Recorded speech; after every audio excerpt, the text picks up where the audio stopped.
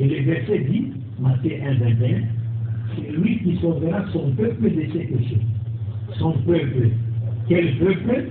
Matthieu 2, 6 nous dit ceci, ô Bethléem, qui ne certes pas parmi la moindre parmi les villes de Juda, car de toi sortira un chef qui pètera Israël, mon peuple.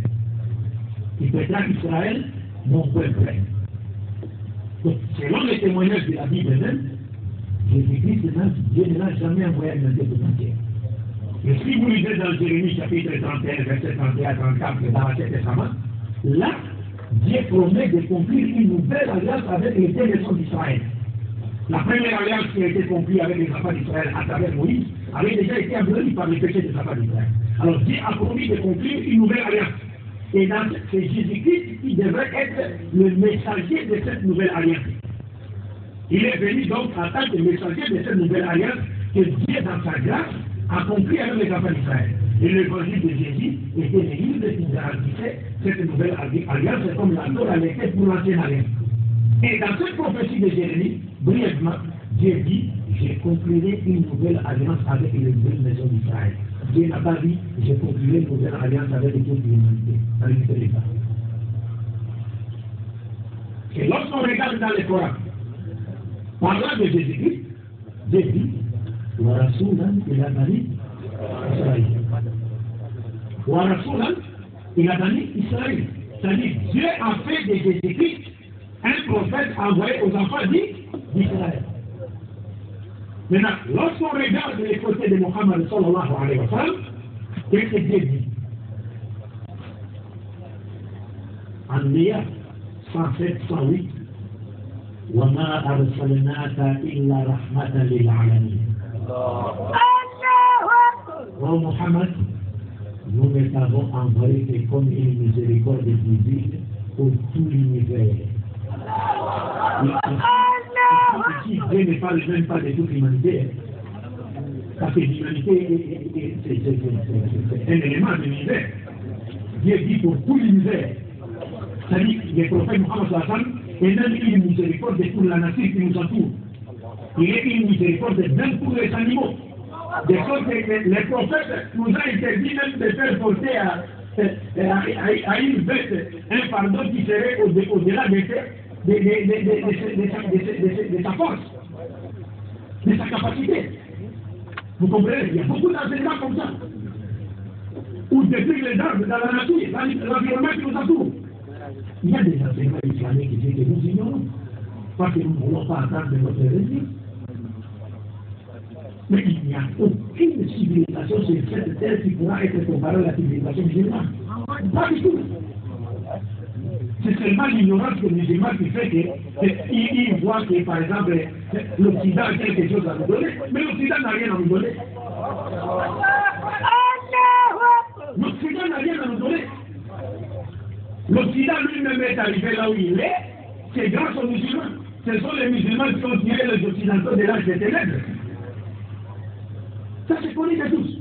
Avez-vous suivi un documentaire intitulé L'Islam, l'Empire de la foi? Qui l'a regardé?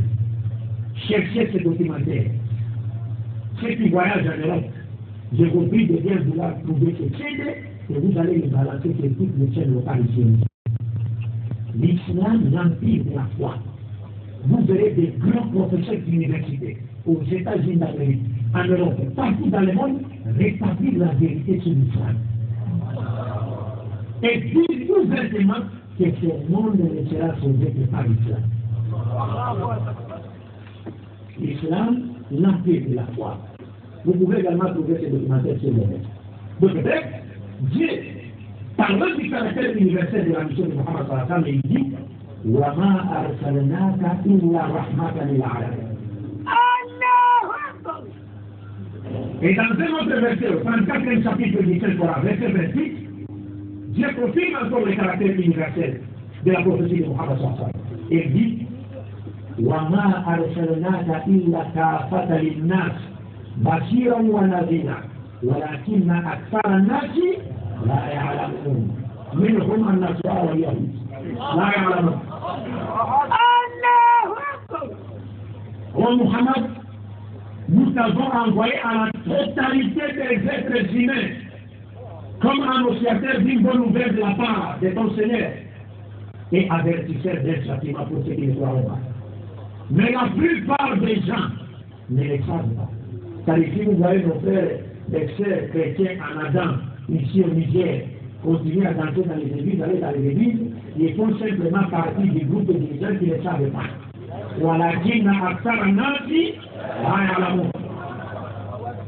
Mais comment voulez-vous qu'ils sachent quelque chose si les musulmans n'ont pas encore cette prise de conscience de leur apporter le message de l'islam?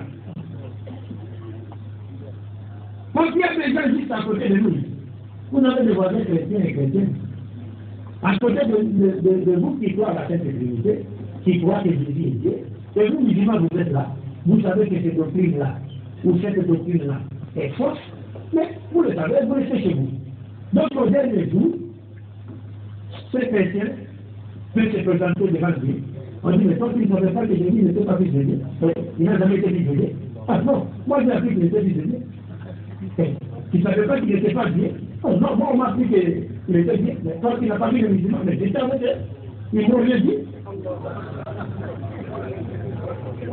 Directement, les dieux nous connaissent tous. Il va directement appeler ses voisins. Les voisins de ce chrétien ou cette chrétienne-là. Venez ici. Mais vous le connaissiez, non? Oh, non, vous le connaissez. Mais pourquoi vous ne lui avez pas dit que Jésus n'était pas Dieu? Vous comprenez? Mais il faut faire attention. C'est-à-dire, vous pouvez les voir dans leur coin.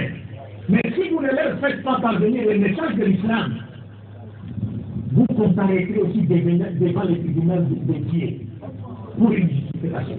Pourquoi vous n'avez pas fait parvenir le message de l'islam? Dans le Coran, voilà. Donc il y a au dernier jour des gens qui seront sauvés comme ça, parce qu'ils n'ont pas entendu. Parce que Dieu ne punit pas un peuple sans lui avoir envoyé au préalable un messager.